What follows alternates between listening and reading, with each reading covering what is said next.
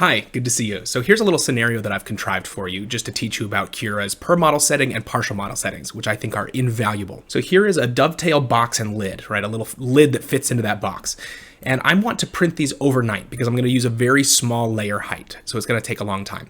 But I want these to have different settings, but I don't want to have to reset my printer or reslice anything. I don't want to have to mess with it, right? So I want to tell Cura that these two models should have different settings for certain things. So what I'm going to do here, it's very easy to do. I'm going to click on, here, let me raise this back up so you can see. I'm going to click on one of the models that I want to change. And I'm going to click on per model settings in here.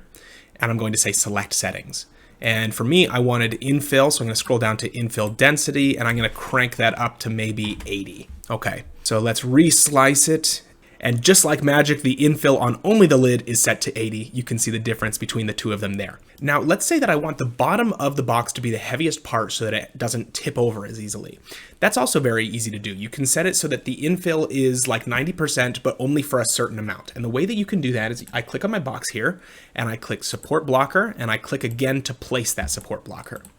Now I want to change the size of the support blocker so that it covers only the portion that I want the infill to be different for. So I've scaled it up there, and I'm just going to position it in place here so that it covers sort of the bottom bit of that box. Perfect. Okay, that looks about good. Now we're going to click on the support blocker that we've just placed and go into per model settings and select modify settings for overlaps. And we don't need any of these settings, so I'm just going to take them out. And just like before, we're going to do select settings and go to infill density. And we'll set that at 90% as well.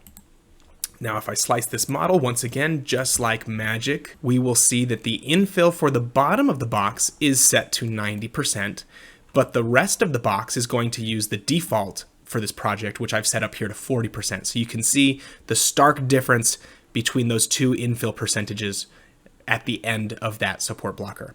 So this is a feature that I have found very useful. I use it all the time, especially for long prints, so that I can change settings for different things without having to start a new print or have to mess with anything with my printer, right? It's very, very helpful. I hope you learned something new from this video. Thank you very much for watching and have a wonderful day.